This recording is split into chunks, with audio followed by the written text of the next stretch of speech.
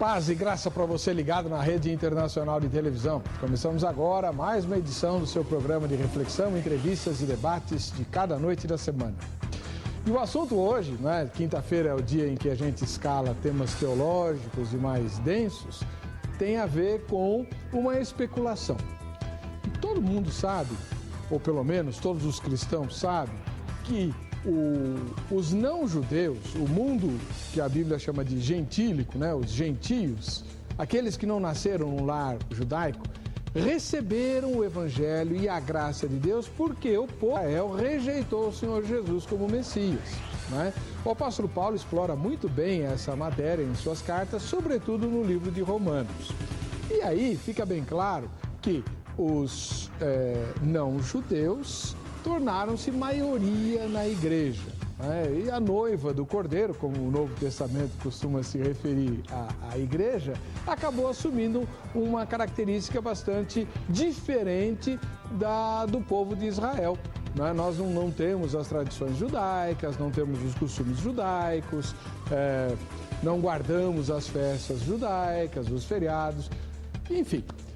Somos diferentes. O apóstolo Paulo, escrevendo aos Coríntios, aos Gálatas e em outras das suas epístolas, mostra que essa distinção é necessária.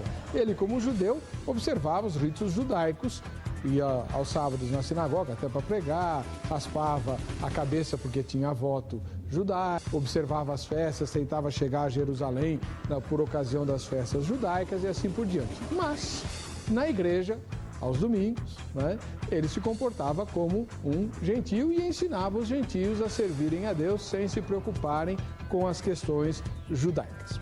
Pois bem, aí fica uma especulação, né, uma curiosidade, até certo ponto muito sadia, por que não? Se Israel não tivesse rejeitado o Messias, se o povo de Israel, o povo de Deus daquela época, tivesse recebido Jesus e reconhecido nele o Filho de Deus, o Salvador, o Messias, o ungido, enfim, o Redentor, como seria a noiva do Cordeiro? Eu imagino, na minha nada santa ignorância, que nós seríamos muito parecidos com o povo de Israel, com o povo de Deus daquela época, e aí ele, né, se espalharia e nós temos que nos converter a Jesus, como temos, e observar a adoração nos moldes judaicos. Uai, né? Por que não? Já que a igreja é gentílica porque Israel rejeitou Jesus, como ela seria se Israel não tivesse rejeitado Jesus? Essa é a pergunta que não quer calar. E é sobre isso que nós vamos conversar com você. Está no ar o Vejam Só.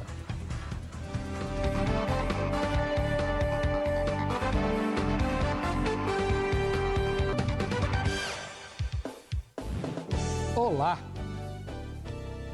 Gostaria de cumprimentar você que está no Brasil, na Europa e em algum lugar das Três Américas, onde o sinal da RIT alcança. Seja muito bem-vindo ao Vejam Só. É com muita alegria que começamos mais essa edição do programa de reflexão e debates, né, que a cada noite da semana entra no seu lar. Cada noite com um tema diferente e hoje exatamente o formato da igreja, qual ele seria se Israel não tivesse rejeitado o Messias. Um exercício do que o reverendo Peter Marshall, lá foi capelão do Congresso norte-americano, chamava de santa imaginação. Né? Muito bem, isso vai servir de mote, né?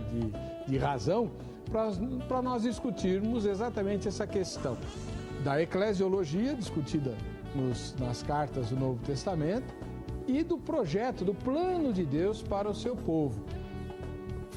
Falando de Israel e falando da igreja. Né? Como é que seria se Israel não tivesse rejeitado o Cordeiro? Vamos a partir dessa pergunta, discutir essas questões ligadas à eclesiologia, à doutrina da igreja e aos projetos de Deus, tanto para Israel quanto para a igreja gentil. Para falar sobre isso, trouxemos 3 especialistas. Né? Ou pelo menos 2 especialistas e um aprendiz dele. Pastor Alexandre Dutra, do Templo Batista de Indianópolis, mais uma vez conosco, ele que é não apenas um especialista em Antigo Testamento, em Bíblia e em questões proféticas, mas ele é um aficionado das questões que envolvem Israel. Seja bem-vindo, pastor. Paz e graça. Amém. Muito obrigado, Weber. É um prazer estar aqui com os irmãos. A gente vai desenvolver esse tema aí da santa especulação do Peter Master.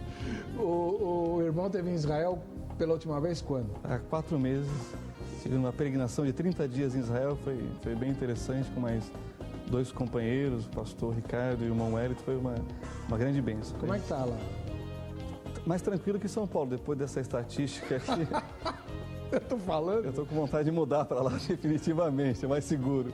É que amanhã nós vamos discutir a questão da escalada da violência no Brasil, né? Um morto a cada 9 minutos. Quer dizer que Israel está mais tranquilo que aqui? Você transita em todo lugar, vai para as regiões controladas por muçulmanos, é tranquilo, volta para cidades judaicas, é tranquilo. Você pode acampar na beira do mar, Mediterrâneo, Mar Morto, Mar Vermelho, e toda a segurança, ver famílias acampando-se assim com maior tranquilidade, coisa que eu não faço mais aqui em São Paulo. Há muito tempo. E o endereço do Templo Batista de Indianópolis, pastor? Alameda do Jurupis, 1270.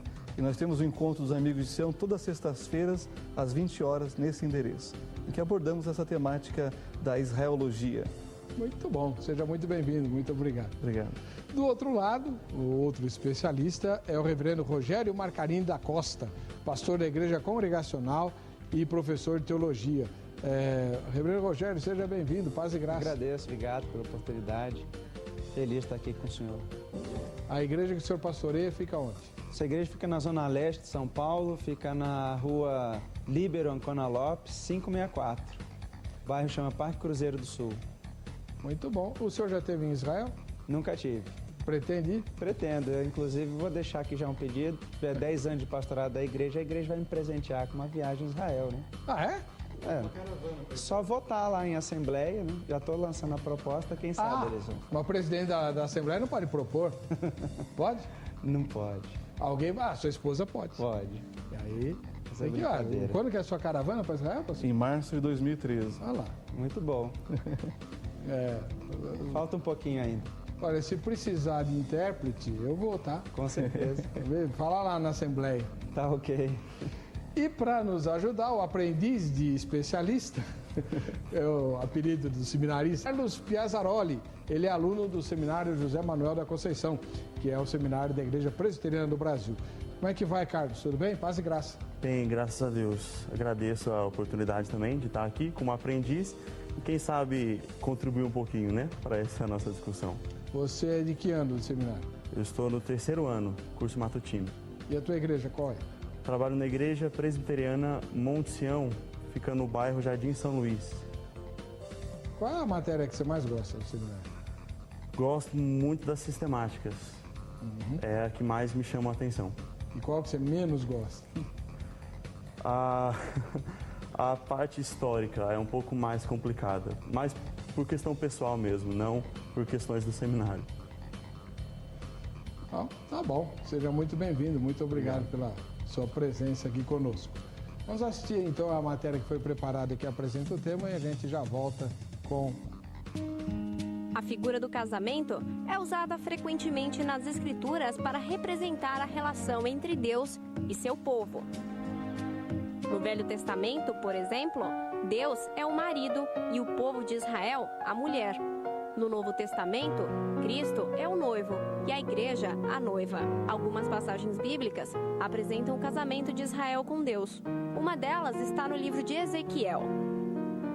E passando eu junto de ti, vi-te, e eis que o teu tempo era tempo de amores. E estendi sobre ti a aba do teu manto, e cobri a tua nudez. E dei-te juramento, e entrei em aliança contigo, diz o Senhor Deus, e tu ficaste sendo minha. O mesmo simbolismo aparece em várias passagens do Novo Testamento, incluindo na carta de Paulo aos Efésios. Vós, maridos, amai vossas mulheres, como também Cristo amou a igreja, e a si mesmo se entregou por ela, para a santificar, purificando-a com a lavagem da água pela palavra, para apresentar a si mesmo igreja gloriosa, sem mácula, nem ruga, nem coisa semelhante, mas santa e irrepreensível.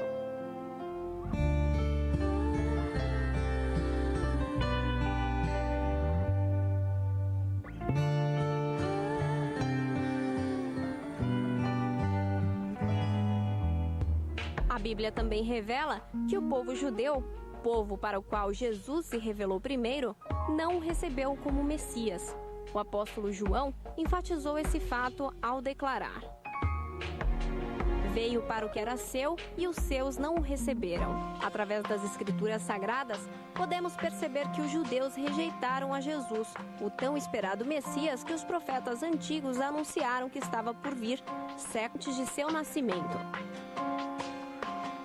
Você já se perguntou como seria a noiva do Cordeiro se Israel não tivesse rejeitado o Messias? Isso é o que vamos discutir agora no Vejam Só. E você participa da discussão pelo site www.vejamsó.com.br. A enquete de hoje é a seguinte: você acha que a igreja seria muito diferente se Israel não tivesse rejeitado Jesus? Primeira resposta: sim, pois aí a noiva seria judaica. Segunda: não, pois no sangue de Jesus foi feita uma aliança totalmente nova. Deixa eu explicar essas duas respostas. A primeira resposta é: a igreja seria muito diferente porque seria com base na matriz judaica, já que Israel aceitou Jesus.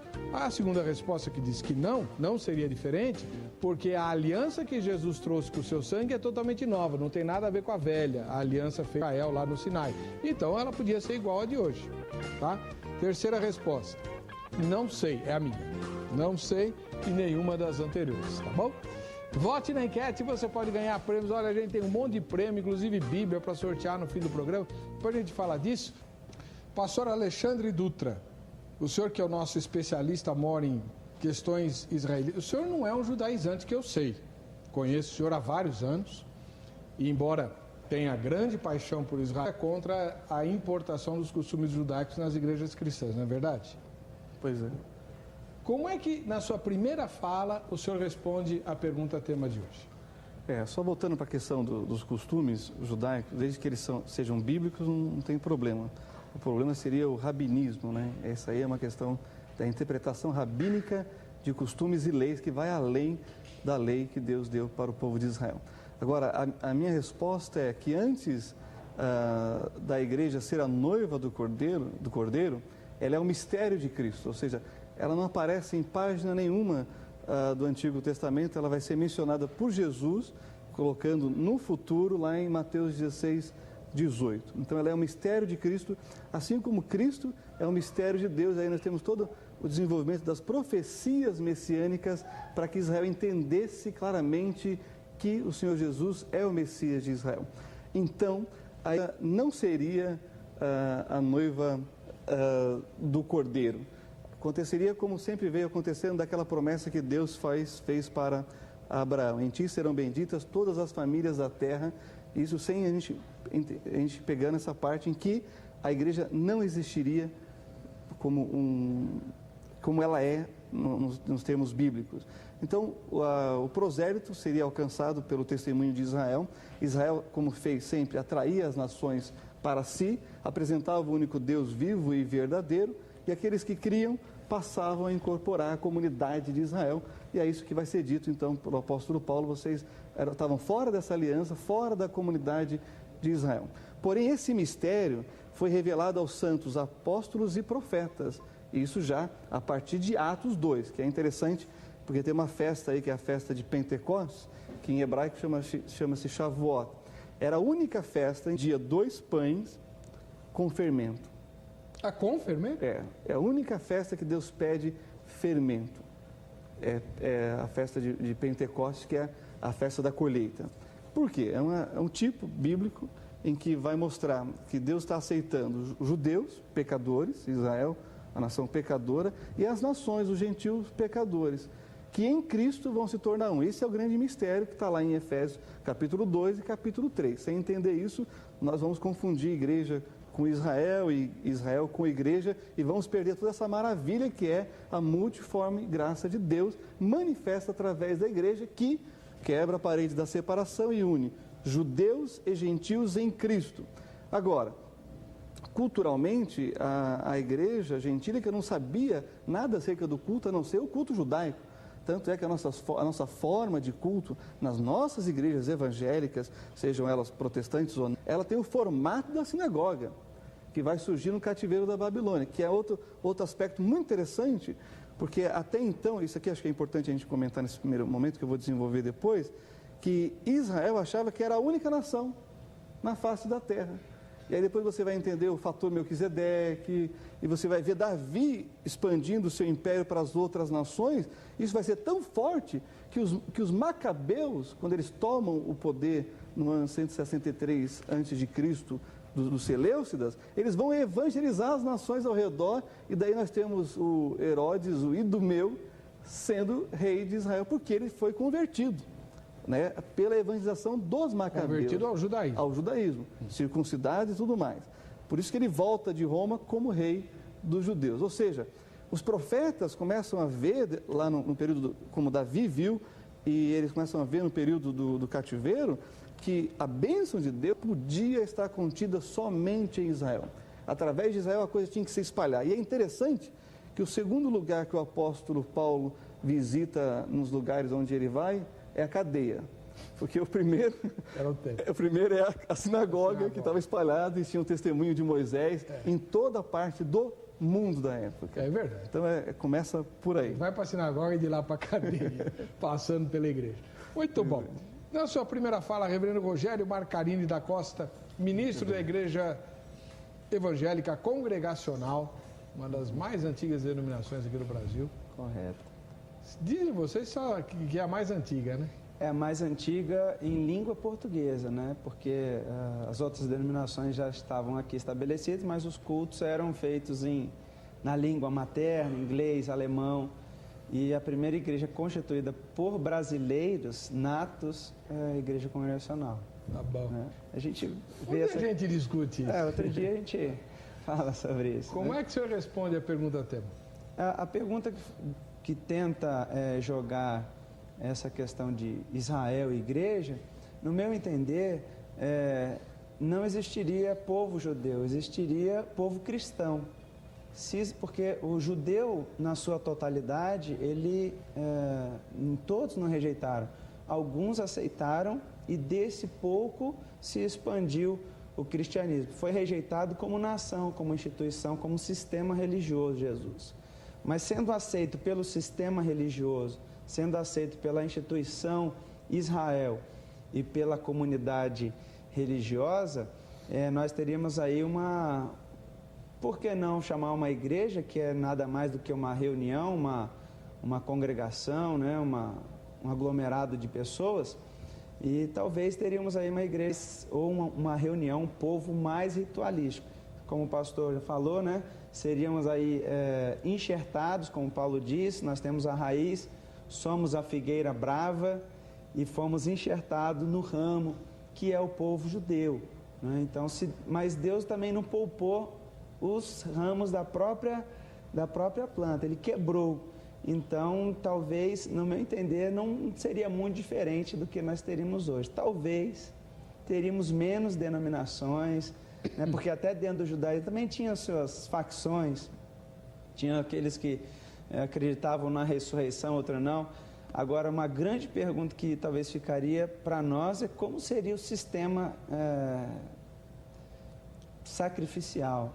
Como seria o perdão de pecado? Porque Jesus foi rejeitado e por isso foi morto. A morte de Jesus é que nos dá o alicerce da formação da igreja. Jesus não é rejeitado, eu acho que a gente teria que continuar fazendo o sistema de sacrifício? Sacrifício dentro da igreja. Ou senão Jesus teria que morrer de qualquer jeito. Então, pelo que o irmão está falando, Israel tinha que rejeitar Jesus. Com certeza. Tinha que rejeitar. Tinha que rejeitar. Por causa da morte. Aí vem o assunto predileto pelo menos a denominação do meu querido seminarista, que é presbiteriano, né, o Carlos. Você é da igreja presbiteriana desde que nasceu, irmão? Desde que nasci. Muito bom. A igreja presbiteriana é uma das principais representantes do calvinismo, cuja característica mais conhecida é a defesa da predestinação. Como é que você, na sua primeira fala, responde ao tema? Olha, eu imagino que também não seria muito diferente de hoje. Isso se fosse em alguma coisa diferente de hoje. penso eu. Até porque muitas coisas do povo de Israel foi cumprido em Cristo.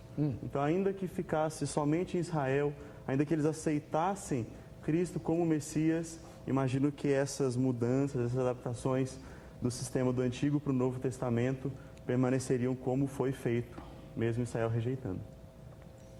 Tá bom. Daqui a pouquinho a gente vai, no próximo bloco a gente vai aprofundar mais. Eu quero saber se no culto teria shofar, que é aquela trombeta lá, né? Se a gente recitaria o Shema, o Shema. Ouve, ó Israel, o Senhor, vosso Deus é o único Senhor, né? Se a gente observaria o horário de culto ao pôr do sol da sexta-feira, né? Já tem crente achando que tem que ser assim. Bom, enfim, seríamos iguais aos judeus, seríamos muito diferentes. Por que Paulo, por exemplo, e Pedro também, ficam, principalmente o apóstolo Paulo, implicando com os irmãos que ele chama de judaizantes?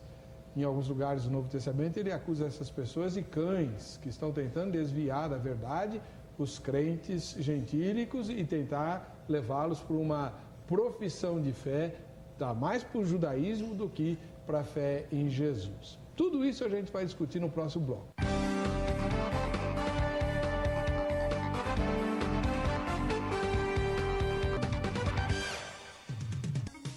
De volta com o programa Vejam Só.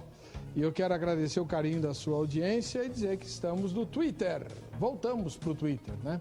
O Twitter do programa Vejam Só, administrado pelo seu João, está no endereço @VejamSóRit, tá? Você pode twittar e mandar sugestões de tema, observações a respeito dos debates. A única coisa que o Twitter ainda não faz para nós é cadastrar você para os sorteios que a gente faz. Isso só no site vejamsó.com.br. Então você entra lá no site vejamsó.com.br, vota na enquete. A enquete de hoje, por exemplo, é a seguinte, olha. Você acha que a igreja seria muito diferente se Israel não tivesse rejeitado Jesus? Responda, sim, pois aí a noiva seria judaica. Ou não, pois no sangue de Jesus foi feita uma aliança totalmente nova. E terceira, não sei ou nenhuma anteriores. Quem participar do programa hoje, ao final do programa de hoje, eu vou sortear a camiseta da Grade e uma Bíblia. A Bíblia da editora Bom Pastor, Bíblia de Estudo Scofield, né? Que eu sei que o pastor Alexandre Dutra gosta porque ele é dispensacionalista. Estou com ela aqui. O Scofield foi o maior divulgador do dispensacionalismo, né? Por meio dessa Bíblia. Também. Então tá. Eu vou sortear esse brinde da editora Bom Pastor, juntamente com a camiseta da Agrade, Academia Teológica da Graça de Deus. Pastor Alexandre Dutra, na sua fala não ficou assim muito claro, mas me deu a ligeira impressão que Deus pretendia ou realmente quis que Israel rejeitasse Jesus, ou não? É a impressão, eu estou errada, quem defendeu essa ideia foi o reverendo Rogério. O texto básico disso, dessa argumentação que o pastor fez, é que o endurecimento veio em parte a Israel, para que entrasse os gentios aí, até a plenitude dos gentios, quando Deus volta a trabalhar com a nação de Israel como nação. O pastor falou muito bem, quem rejeitou o Senhor Jesus foi a instituição religiosa de Israel, não o povo. Inclusive até sacerdotes creram, rabinos creram, né? Liderança judaica, até mesmo o pessoal do Sinédrio, não é mesmo? Como o Nicodemos e também o José de Arimateia. Então é plano de Deus, só que esse plano só foi revelado no período vigente da igreja, né? Depois do Pentecostes, né? Que nasce a igreja. Então ali os judeus crentes começam a entender que Deus tem um propósito que vai além das fronteiras de Israel, que vai incluir gentios de todas as nações, não mais pelo processo de conversão ao judaísmo, como era essa atração, né? das nações para Israel. Aí você tem a rainha de Sabá, quando você pega lá em Atos 2, prosélitos vindo de toda a parte do mundo, né, da época, né, conhecido da época, mundo civilizado, né, chamado civilizado. Então, você tem isso. Então, agora, a partir da igreja, ide por todo mundo e pregar o evangelho. Aí é que está a grande questão. Surge em Israel a igreja étnica, e que vai se expandir entre os gentios, vai se tornar étnico, né? O problema é o que é imposto para esses que vão crer. E aí você tem o primeiro concílio de Jerusalém, a carne sufocada, o sangue, a prostituição e a idolatria. Isso é colocado para o gentio. Não todo o sistema religioso de leis de Israel, a não ser aquelas leis básicas que nós temos até hoje, inclusive na nossa Constituição. Eu acho duas coisas interessantes que vale a pena destacar e que foi levantado aqui também, é a questão do rito, do culto, né? O nosso culto é extremamente judaico. A forma, a palavra centralizada, o púlpito no meio dos nossos auditórios, a palavra, isso é sinagoga pura e simples, né?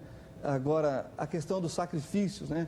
É interessante estar no Talmud, que do ano até o ano 70, quando fazia o Yom Kippur, e foi agora, né, quarta-feira passada, retrasada, o bode emissário, eles amarravam uma fita vermelha no pescoço do bode e lançavam no deserto, enviava para o deserto. E até o ano 30, essa fita vermelha se tornava branca, segundo a tradição judaica que está registrada no Talmud.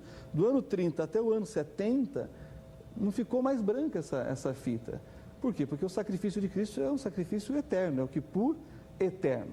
Mas o que é interessante é que hoje nós temos a ceia do Senhor e nós celebramos justamente a morte. Ou seja, o Yom Kippur celebrava a morte que viria do Cordeiro de Deus que tira o pecado do mundo. Nós celebramos a morte que já aconteceu. Só que o mais interessante disso tudo, além de ser um memorial, é que no milênio, no reino de Cristo, as nações vão subir para Jerusalém para sacrificar. Mas não com o propósito de expiar pecados, porque já foi realizado, mas justamente como um memorial daquilo que foi feito em favor da humanidade através de Cristo, e as nações estarão condicionadas a irem sacrificar para receber água, chuva, como está lá no profeta Zacarias, que fala desse período. Então isso é muito interessante ser destacado. Agora, o que nós não podemos misturar é que a igreja ela vai ser maioria gentílica e vai ser institucionalizado o culto gentílico, entre aspas, depois da conversão de Constantino, que a coisa começa a ter essa proporção institucionalizada. Até então, cada congregação era local, reunia nas suas casas, e eles cultuavam a Deus como eles entendiam, sendo revelado pelo Espírito Santo, os apóstolos e os profetas desse período. Agora, olha que interessante, como é que era o judeu então? Como que o judeu adorava?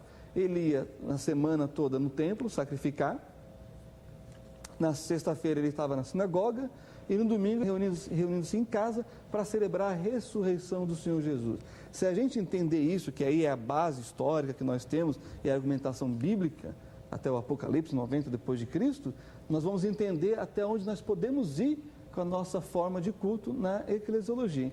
Entendendo isso, nós vamos saber que a igreja é a união de judeus e gentios.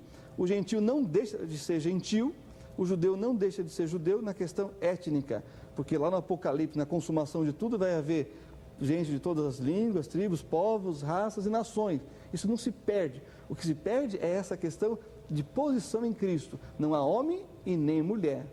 Não há pobre, rico, né, classe social, e também não há privilégio de ser judeu ou gentil. Em Cristo nós somos um, e isso é o suficiente para que o judeu entenda que tanto Israel, os judeus que aceitam a Cristo, como os gentios, foram ambos colocados debaixo do pecado, Deus exercitar a misericórdia e a graça sobre todos. Esse texto de João aí que foi mencionado, 1:11, né? É interessante que primeiro fala que Deus criou o mundo e o mundo rejeitou o seu filho.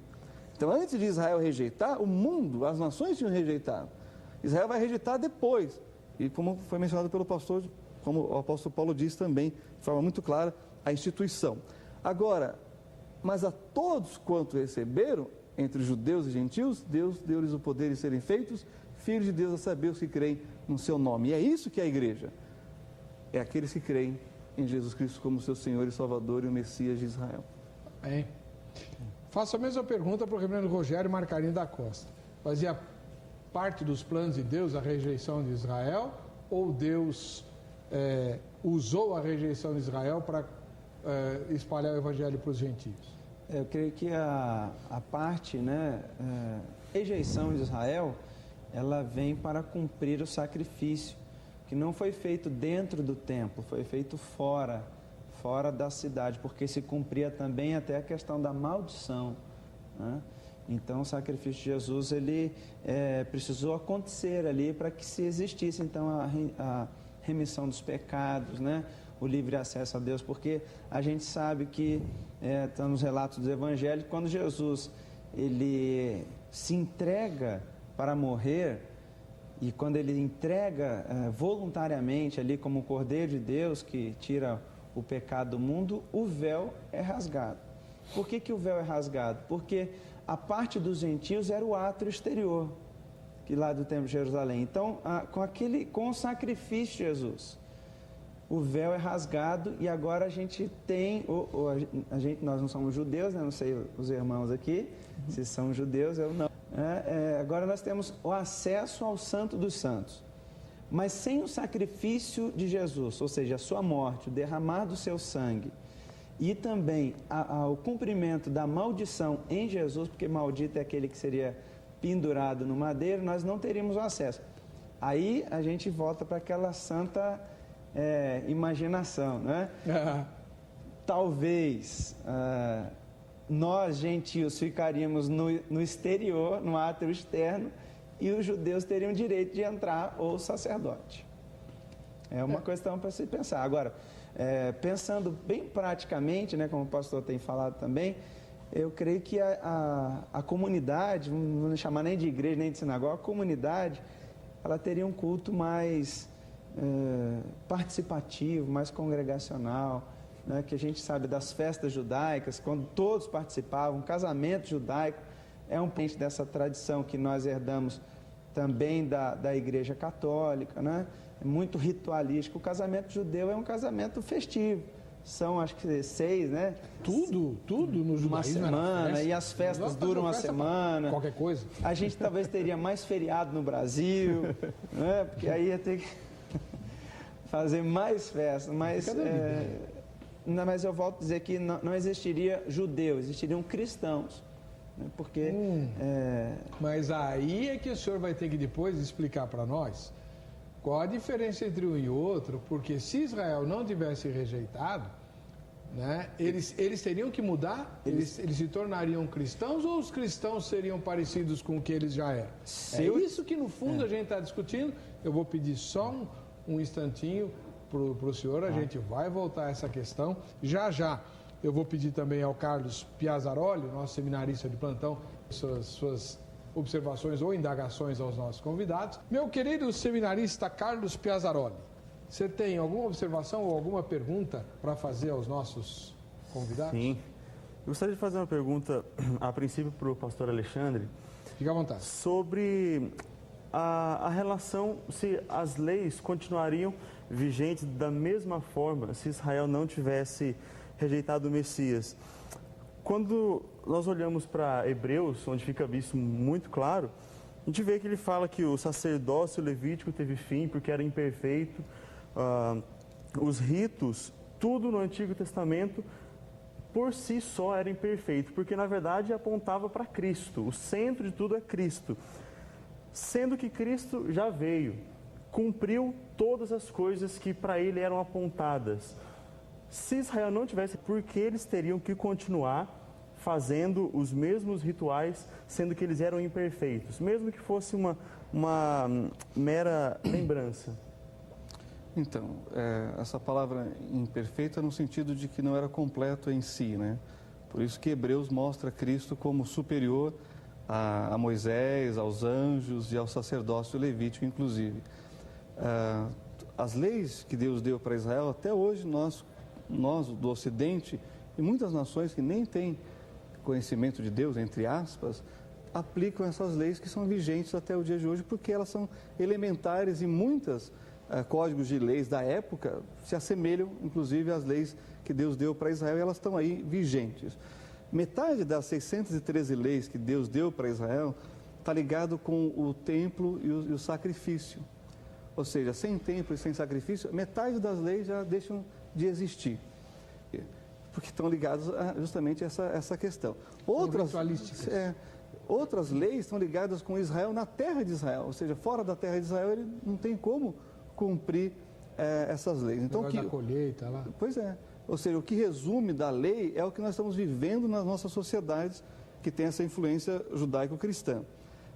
Agora, a colocação de por que fazer é justamente a conotação que muda. É mais memorial, não é mais para ter efeito de fé naquilo. Porque a fé, que é o que une o sacrifício de Cristo no futuro e o sacrifício dos cordeiros, é a fé. O elemento comum nos sacrifícios e o sacrifício dos cordeiros e de Cristo é a fé. Ou seja, e creu Abraão e isso foi imputado por justiça antes da lei. E o justo pela fé viverá durante a lei. A salvação é pela graça por meio da fé. Ou seja, a fé é o elemento comum aí. O que Hebreus está falando, o sacrifício de Cristo é superior àquilo que era feito pelos levitas. Porém, Israel era para ser toda uma nação sacerdotal. Os levitas se tornaram sacerdotes porque as outras tribos participaram na adoração do bezerro de ouro, os levitas não. Embora Arão estivesse ali, né, fazendo tudo o que fez. Pois bem, assim, da mesma forma, Deus traz a nação de Israel toda para ser sacerdote, como a igreja. Por isso nós cremos no sacerdócio universal de todos os crentes, né? Então, essa é a ideia. Só que o sumo sacerdote, segundo a ordem de Melquisedeque, uma ordem superior, é de Jesus. Aí sim, é definitiva e eterna. Porém, enquanto estivermos aqui, tudo que for feito será em memória. Como nós fazemos hoje, da ceia do Senhor, em memória de Cristo. Mas para quê? Ele já não resolveu essa questão? Mas em memória de Cristo, nós comemos do pão e bebemos do cálice. Em memória daquilo que Ele fez, haverá a palavra no céu para todo o sempre. Então, isso tem que ser levado em consideração. Mas eu acho que a coisa mais interessante aqui é esse mistério que é a igreja. Quando fala lá em Efésios capítulo 3, né? Como me foi este mistério manifestado pela revelação, como antes um pouco vos escrevi, por isso quando ledes, podeis perceber a minha compreensão do mistério de Cristo, o qual noutros séculos não foi manifestado aos filhos dos homens, como agora tem sido revelado pelo Espírito aos seus santos apóstolos e profetas. Ou seja, o capítulo 2 também é clássico. O nosso conceito de igreja, biblicamente falando, é um conceito judaico. Ou seja, o cristianismo é judaico.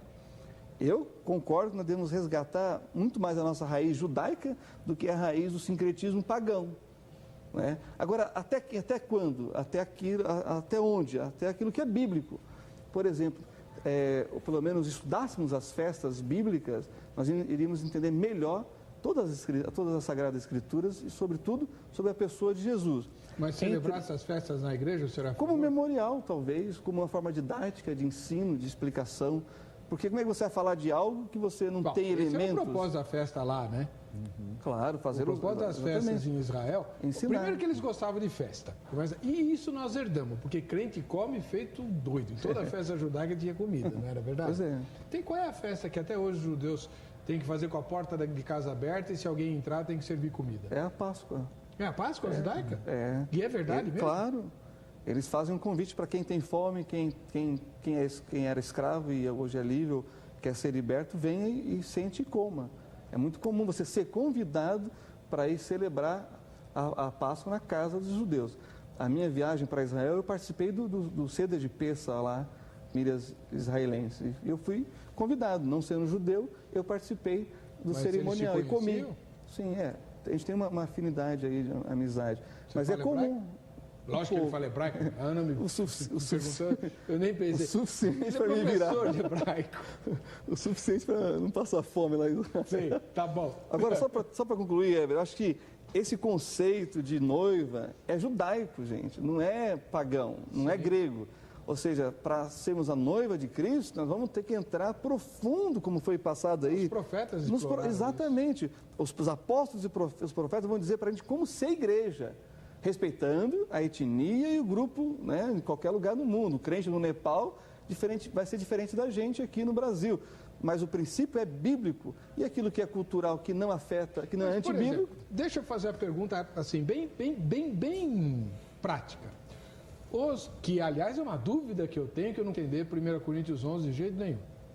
Que é o seguinte, até onde eu sei, na minha nada santa ignorância, os judeus cobrem a cabeça para entrar na presença de Deus, os homens, né? Aí Paulo escreve para Coríntios dizendo que é desonroso para o homem orar com a cabeça coberta.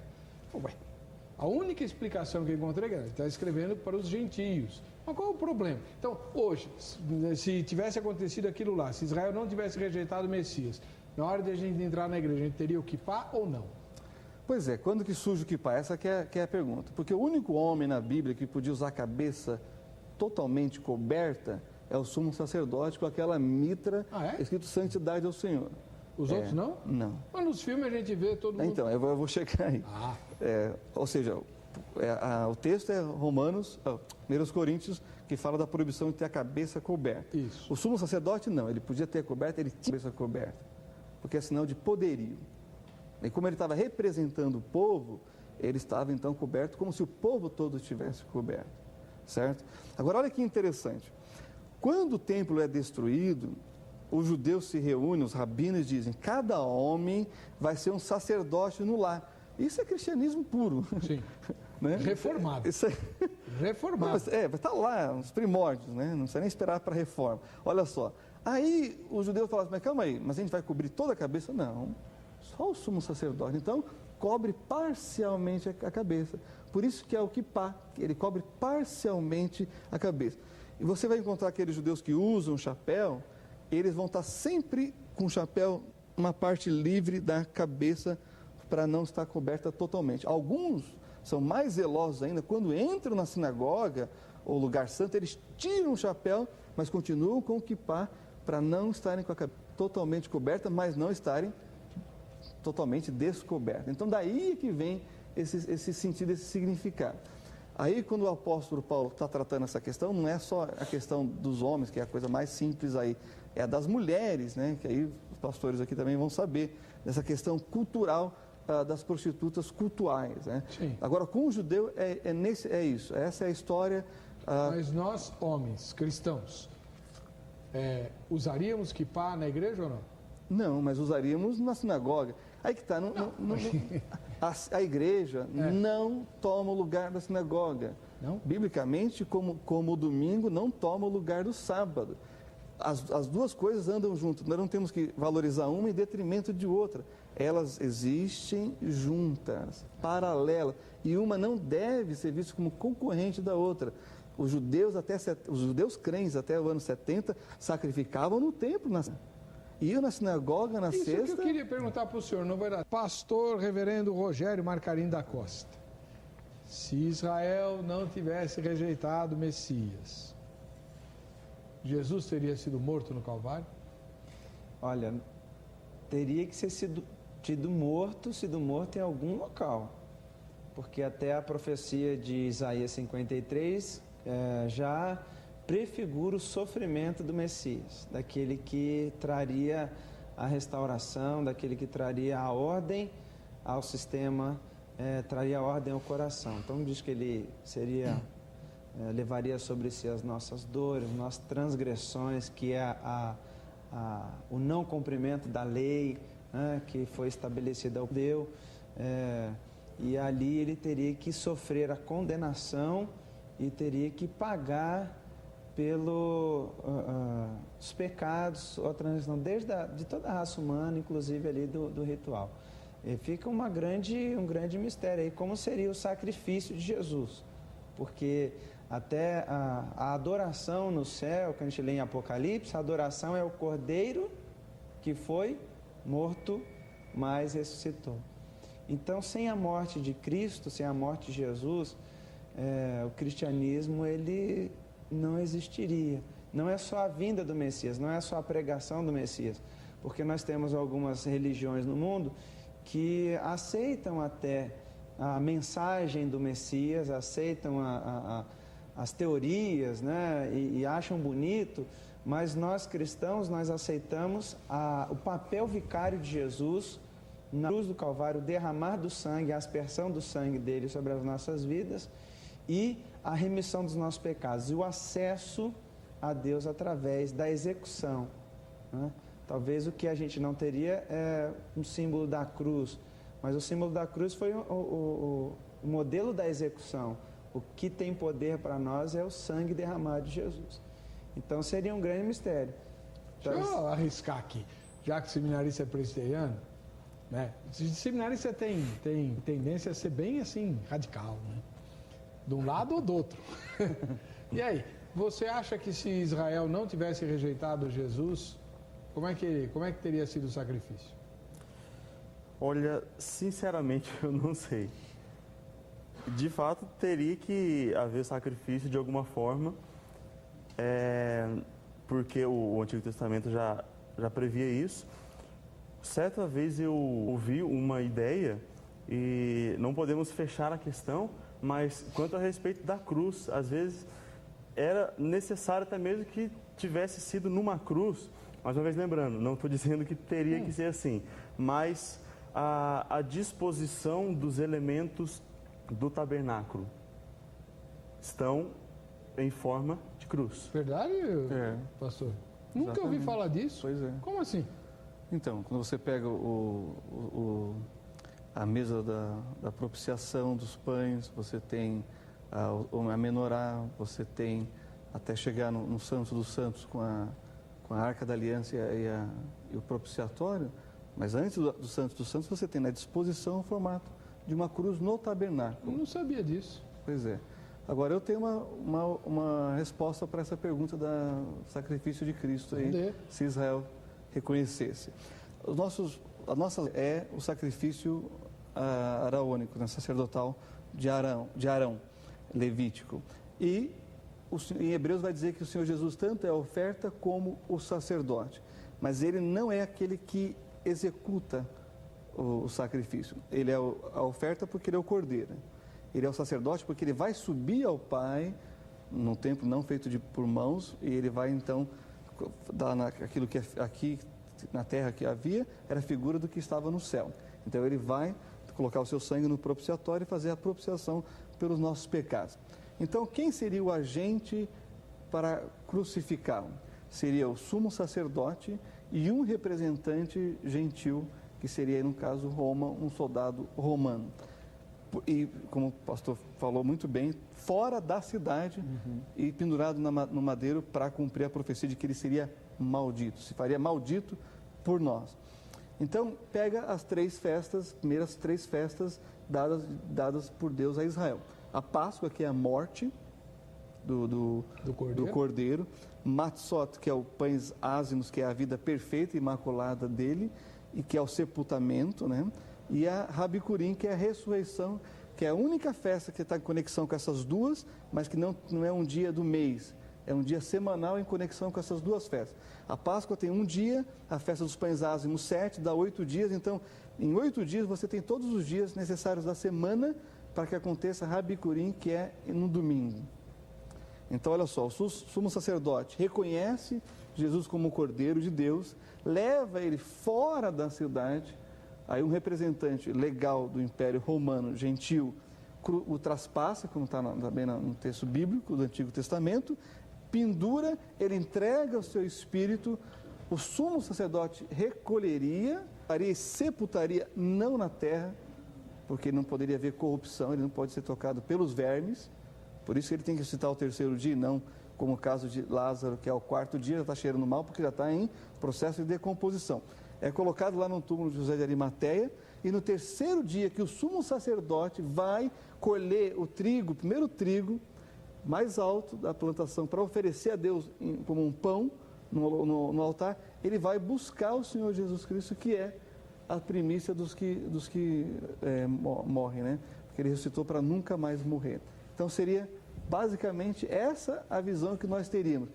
E aí entra os 7 anos da tribulação, que o anticristo tenta usurpar esse lugar de Cristo, que ele ascende ao céu para ser intercessor, que ele está desenvolvendo esse ministério, e no final da tribulação ele volta para resgatar Israel. Isso pega a questão do sacrifício e a escatologia e juntando num mix só. Não sei se é muita informação, mas é basicamente isso. Mas aí ele não seria impuro sacerdote por ter tocado um morto? Não, porque ele ressuscitou, né, o terceiro dia. Não, mas quando ele vai, ele não tem como voltar, né? Sim, mas aí ele fica impuro. Tem que ser outro sacerdote. Não, pode ser o sumo sacerdote mesmo, só que ele vai ficar... Pode ser o sacerdote, tem que ser sacerdote. Por quê? Ele vai ser impuro, sim. Mas é o ciclo de puro, impuro, de se contaminar, contaminação, o processo de purificação, volta para ser impuro e entra nesse processo novamente de se tornar impuro pelo dia a dia da vida. Claro que o sumo sacerdote, o único morto que ele poderia tocar é o parente muito próximo, seria o pai e a mãe, e ainda assim, se pudesse substituir com outro, ele não tocaria. Isso segundo a lei levítica, exatamente. O processo de impureza e purificação para voltar ao estado de pureza era muito comum e era assim que era feito. Então, esse processo de ser puro e impuro, ritual de purificação e voltar a ser puro novamente, tem valor, está valendo e vale. Vamos para a rua.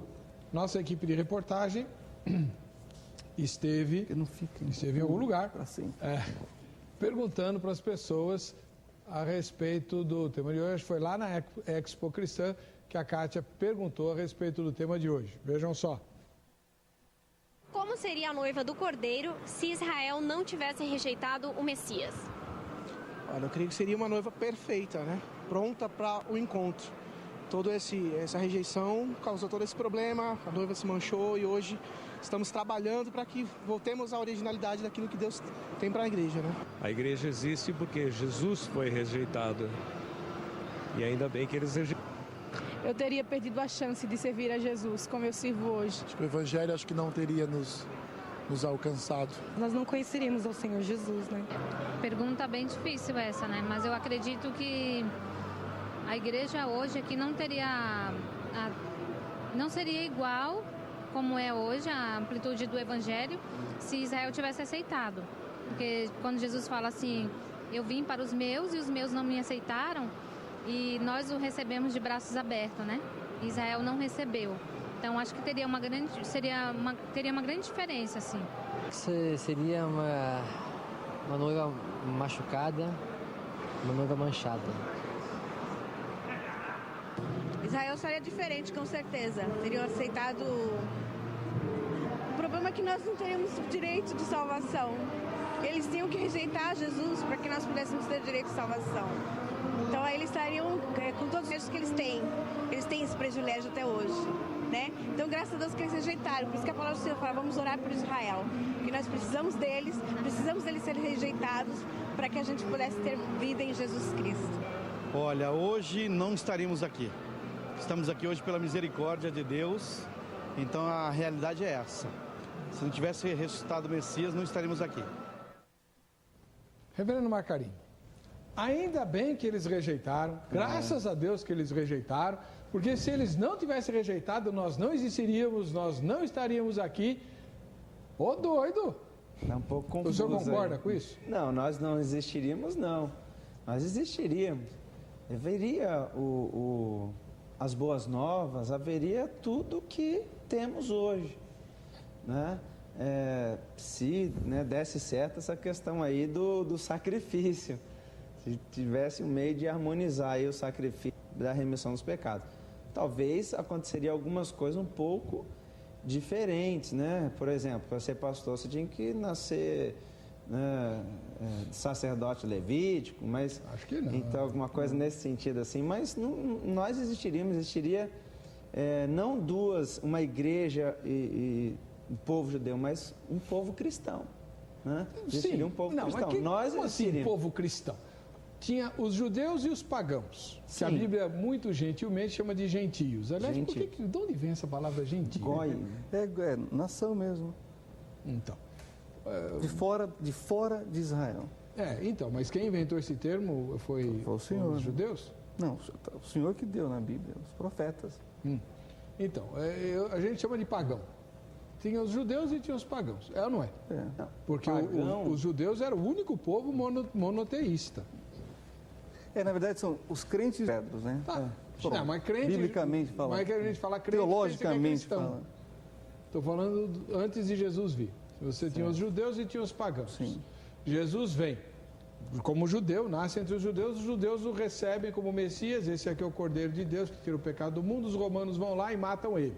Para mim, o problema do sacrifício está resolvido facilmente. Os romanos vão lá e matam ele porque, sei lá... Seria rei. Hã? Seria o rei, né? É o rei, ele é o rei, que rei? Descendente de Davi, eles matam ele, certo. ele ressuscita, tarará, e Israel sai espalhando o evangelho. Aliás, como aconteceu. Exatamente. Não foi assim que aconteceu? O mistério Os da apóstolos igreja, eram todos judeus? Claro, o mistério da igreja não é acerca da salvação. A salvação sempre existiu para judeus e gentios. O mistério da igreja é essa união entre judeus e gentios. É isso que o apóstolo Paulo... Que ninguém imaginava. Não, isso era mistério. Porque não Deus revelava. é para os judeus. Deus era a propriedade dos judeus. O Messias era a propriedade dos judeus. Então eu tenho uma pergunta muito difícil que eu estou segurando para não fazer aqui para o meu querido irmão seminarista, mas eu vou fazer. Ele responde se quiser, né? E ele é seminarista, ele não tem obrigação nenhuma de dar show de teologia aqui como nenhum de nós tem, né? O Carlos Piazzaroli, você acha que Deus determinou que Israel rejeitasse Jesus para que os gentios fossem incluídos? Essa é uma boa pergunta e eu vou arriscar responder. Sabia.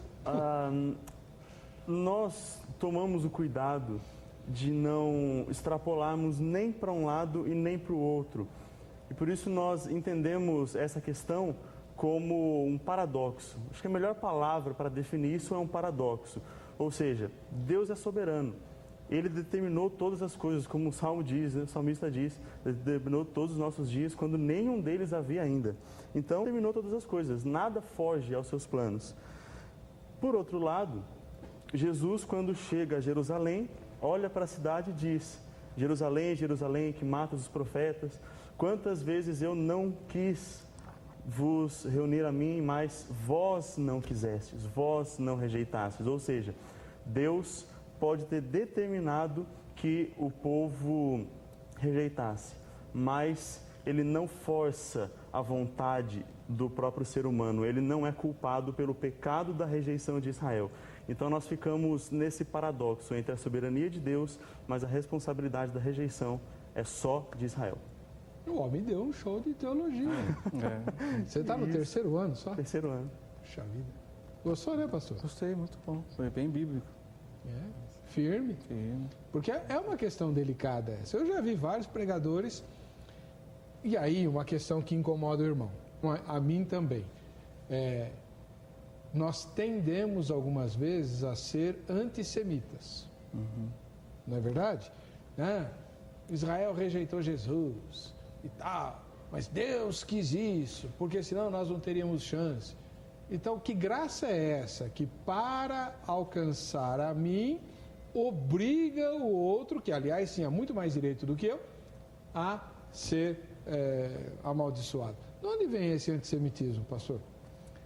Vem da herança católica, né, da doutrina da substituição do Agostinho, que se perdeu, né, nessa tentativa de supervalorizar aqueles que passaram a crer em detrimento daqueles que não estavam crendo como todo mundo gostaria. Até Lutero teve esse problema com os judeus, né? Ele achou que agora que ele tinha entendido a graça, ele levaria para os judeus e todos creriam. Mas quem diz que essa é obra nossa de fazer todos crerem? A Bíblia diz que todo Israel será salvo e não vai ser nem por mim e nem pela igreja, vai ser porque o Senhor Jesus vai voltar, visivelmente eles vão ver e vão chorar amargamente ao ver aquele a quem eles traspassaram.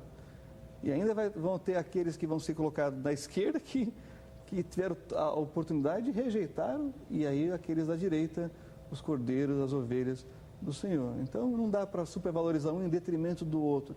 O Senhor colocou ambos os povos, judeus e gentios, debaixo do pecado para exercer sobre eles a sua graça e a sua misericórdia. Eu sou salvo porque eu entendi que primeiro eu sou pecador. Você tem mais pergunta, irmão? Tenho. Gostaria de fazer umas perguntas para o reverendo Rogério. embora até concorde mais com o pensamento do senhor, tem alguns termos no Antigo Testamento que deixam um pouco a pulga atrás da orelha. Eu queria ouvir a explicação do senhor sobre isso.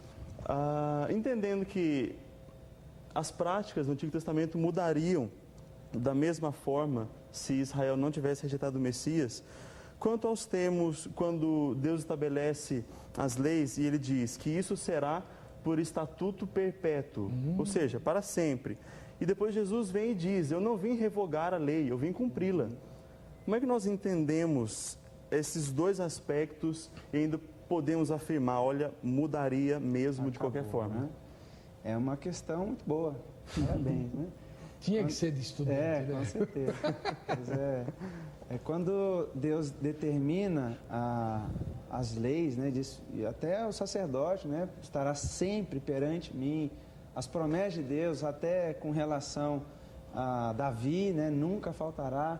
Isso está ali firmado, se a gente entender, até mesmo lendo Romanos, a gente vê que ainda existe alguma acomodação para que essas leis continuem sendo perpetuadas. Mesmo que para o cumprimento total da lei, ou seja, que a gente usa também na teologia, uma satisfação da lei, né? A lei se torna satisfeita. O que é satisfeito? Comemos e não precisamos de mais, né? Jesus é a satisfação da lei, e em Jesus todo o ritual ali sacerdotal, ele é cumprido e se torna satisfeito, tendo uma resposta ou uma consequência pela eternidade, né? Então talvez poderia, não tenha uma resposta assim contundente, é isso, acabou, não tem mais, mas a gente lê até pelo livro de Romanos, que fala assim, olha, até os judeus precisam aceitar pela fé, porque nós temos por Abraão, o pai da fé, que é um estatuto eterno de fé. E Paulo diz lá em Romanos 9, 10, 11, que não é judeu só porque é descendente judeu. Precisa aceitar também a obra, precisa aceitar também o evangelho, precisa aceitar Jesus. Então a gente até entende também que alguns judeus também não aceitariam, né? Como aconteceu. Como aconteceu, né? Não como instituição, não aceitam, os judeus aí não invertiria, né? A instituição aceitaria e alguns judeus não. Mas nesse sentido, talvez poderíamos aceitar nesse ponto de satisfação, né? Jesus estaria ali satisfazendo a lei, que era um estatuto perpétuo. E aí poderia se manter. Bom, Flávio Herbert, de Ananindeua, no Pará. Graça e paz a todos. Eu acredito que a rejeição do povo israelita não iria mudar em nada os projetos divinos. Haja vista que, independente do posicionamento dos israelitas, aquilo que Deus já tinha projetado, ele iria executar. Pois já tinha falado através dos profetas do Antigo Concerto o que iria acontecer com o Messias. Jesus sabia que seria reprovado pela nação israelita. Foi algo estabelecido pela vontade absoluta de Deus. Eu não sou calvinista, mas entendo pela Sagrada Escritura que foi o que aconteceu. Então, Flávio, você não é calvinista. O que você está dizendo é que a rejeição foi determinada por Deus ou Deus usou a rejeição que ele anteviu? Essa é que é a questão. Né? Essa é que... Deixa para lá. Isso não tem resposta mesmo. Danil de Toniato Salles, de Vila Betânia, no Espírito Santo. A paz seja conosco. Desculpa, mas Deus já sabia desse acontecimento e graças a Deus que deixou acontecer. Assim, judeus ou gentios, debaixo da graça pela aceitação de Jesus, integram a noiva do Cordeiro. Não haveria noiva se ninguém aceitasse Jesus, caminho da salvação. Forte abraço. Eu também, irmã. Henry Silva, de Maceió, nas Alagoas. Se Deus sabia que os judeus iriam, em sua maioria, rejeitar a crer em Jesus, então por que escolheu os judeus? Se Deus sabe o que iria acontecer no futuro, por que não escolheu logo os não-judeus, que se tornariam a maioria da igreja? Que coisa estranha, parece até birra. Bom, que Deus tem os seus caprichos, isso é inegável. Deus tem os caprichos dele. Mas se fosse seguir sua lógica, Henry, Deus então ia mandar Jesus nascer na China, né? Ou na Índia, o povo mais numeroso. Aí de cara ele já ganhava metade do mundo, né? Tem uns profetas que Deus, né, que o profeta nasce o filho, ele põe o nome de filho de não meu povo, né? Isaías. Nome, né? Fala assim, não, então vou chamar de quem? Outros povos de meus povos, né? Então já estava meio que premeditado. Sandro Silva, da capital paulista, em uma só igreja. O Senhor diz em João 10,16, ainda tem outras ovelhas que não são deste aprisco. Também me convém agregar estas, e elas ouvirão a minha voz, e haverá um rebanho e um pastor. Versículo lindo, lindo, que o reverendo João Faustini compôs um hino lindíssimo em cima dessa promessa. Um só rebanho, um só pastor. Se Israel não tivesse rejeitado Jesus, de qualquer forma, Jesus seria assassinado pelos romanos. Olha, tem gente concordando comigo. E, consequentemente, seria anunciado aos gentios, segundo as Escrituras Sagradas, que também prevêem a rejeição de Israel ao Messias Jesus. 1 João 2,2. A paz. José Marcos de Souza Mesquita, do Rio Branco, no Acre. Não tinha como Israel rejeitar o Cordeiro. Ele foi rejeitado para que se cumprissem as Escrituras de João 3,16. Hoje nós somos a noiva de Cristo. Que privilégio! É só não deixar faltar o azeite de Cristo, a unção do Senhor, para nos encontrarmos com Ele na glória. Devemos estar com as vestes limpas. Perfeito, José Marcos, concordo com você, mas não esqueça, nós somos a noiva com os judeus que creram em Jesus e não sem eles ou apesar deles, mas com. Eles vieram antes, eles são as primícias e a gente precisa lembrar disso. Volto a insistir, nós estamos terminando o programa.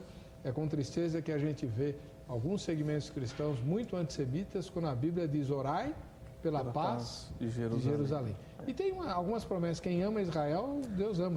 Orar é uma ordem, ninguém é premiado por parar em farol vermelho, né?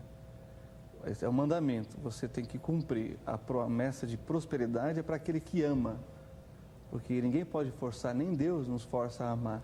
Então, o decidir amar Israel implica em prosperidade, em bênçãos espirituais, materiais e todas as sortes de bênção mesmo, justamente porque ninguém pode forçar uma pessoa a amar. Agora eu gostaria de ler, que nós estamos na festa de Sucote, né?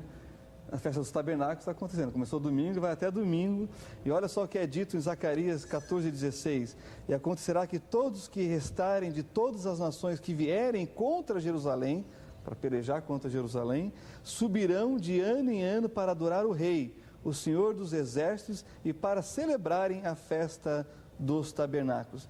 Nem todas as festas o sacrifício era para remissão de pecado. Havia sacrifício que era para você comer com seu amigo, por uma dádiva, uma bênção recebida. Uma parte era para o sacerdote, outra era para Deus e outra era para você comer com seus amigos. Tabernáculos é isso. É as últimas colheitas, antes das chuvas, em que Deus providenciou e proveu tudo o que eles precisaram para aquele ano. Então é um momento de glorificação ao Deus eterno que supre todas as nossas necessidades. Vai continuar existindo para sempre e sempre. Glória a Deus. Nós estamos chegando ao final do programa.